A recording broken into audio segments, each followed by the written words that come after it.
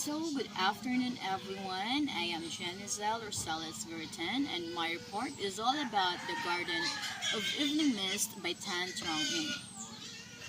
The Garden of Evening Mist is the second English language novel by Malaysian novelist Tan Trong.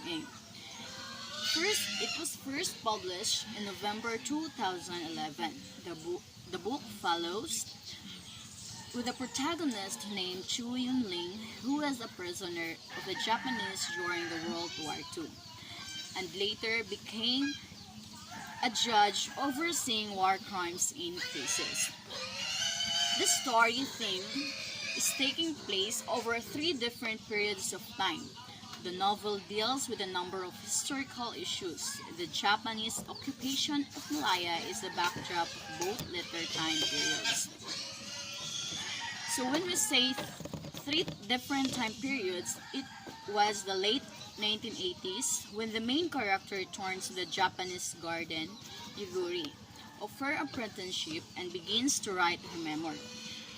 And the early 1950s when the main events of the novel took place, and lastly, the World War II, which provides the backdrop of the story.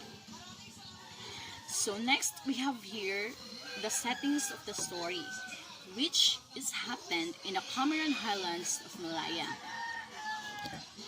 And next is the main characters.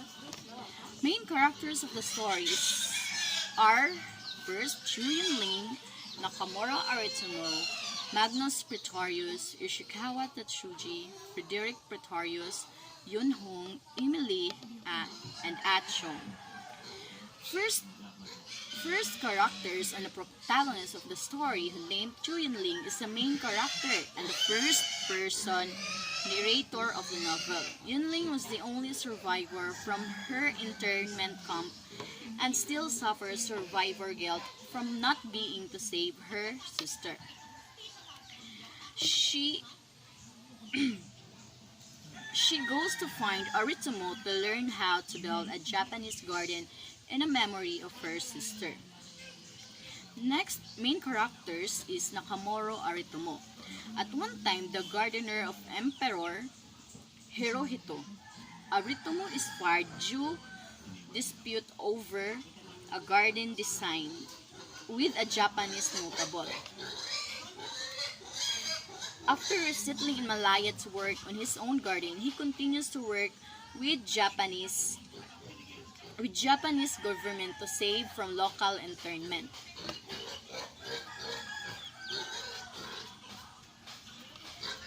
Aritomo also collaborates with the communist guerrillas to protect the garden and its neighbors from attack.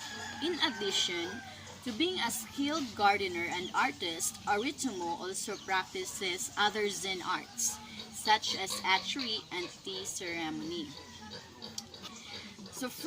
And next character is Magnus Pretorius, an expatriate from Transvaal. Magnus settled in Cameron Highlands of Malaya to grow tea and married a local woman.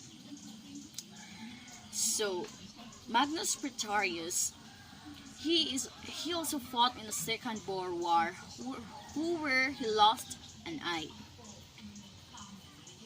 Next character is Yoshikawa Tatsuji, a Japanese historian who has attracted negative attention in his homeland for trying to throw light on his country's war crimes. Tatsuji is during the war he was kamikaze pilot who was supposed to go on a suicide mission but was saved by his lover and commanding officer. Next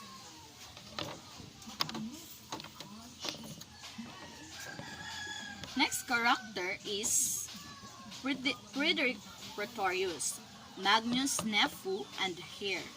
He was a short affair with Yun-ling before she becomes Aritomo's lover. So next character is named Yun Hong. Yunhong is Yunling's older sister who was forced to become a comfort woman to the Japanese soldier at the internment camp.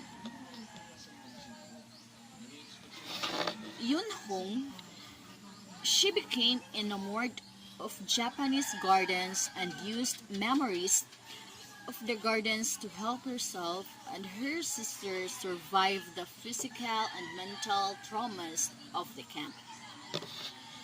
So the next character is named Emily, a Malaysian Chinese woman who falls in love with Magnus and Maricine. And the last character is named Achong, an Aritomo's servant. So we have here the summary of the story. Let us read. Newly retired Supreme Court Judge Chu Yunling returns to the Cameron Highlands of Malaya, where she had spent a few months as an apprentice to the Japanese gardener. She had hoped to design a memorial garden for her sister Chu Yunhong. Oncoming official is forcing Yunling to deal with unsettled business from her past while she is still able to remember. The gardener Nakamura Aritumu had been Emperor Hirohito's garden, but relocated to Malaya after a falling out and spent years designing and building his own garden there and named Yugiri. Later, he disappears without a trace in Highland Mountains, reliving her memories of Aritomo and her time there. Yunling begins writing his memoir and meets with Japanese professor Yoshikawa Tetsuji, who is writing a book about the life and the works of Aritomo. During the Japanese occupation of Malaya, Yunling and her older sister Yunhong had been imprisoned in Japanese civilian internment camp, where Yunhong was forced to become a comfort woman for Japanese soldiers. Yunhong perishes in the chaos and violence of the end of the occupation and after the war. Yunling wants to fulfill a promise she made to her sister to build a Japanese garden at their home in Kuala Lumpur. She travels to the Highlands to visit old family friend Magnus Pretorius, an expatriate Afrikaner tea farmer whose farm bordered Aritomo's garden, and to seek an audience with Aritomo. Aritomo refuses to design the garden Yunling wants to build, but unexpectedly proposes to take her on as an apprentice, so that she can later design and build her sister's memorial garden herself. Despite her bitter attitude toward the Japanese, Yunling agrees to the apprenticeship. During Yunling's conversation with Tatsuji, following her return to Yugiri years later, it is revealed that Aritomo was involved in a covert Japanese program during the war to hide looted treasures from occupied territories. The rumor of his so-called Golden Lily program were widespread, and Magnus was killed trying to save his family from the communist guerrillas, who came looking for the treasure.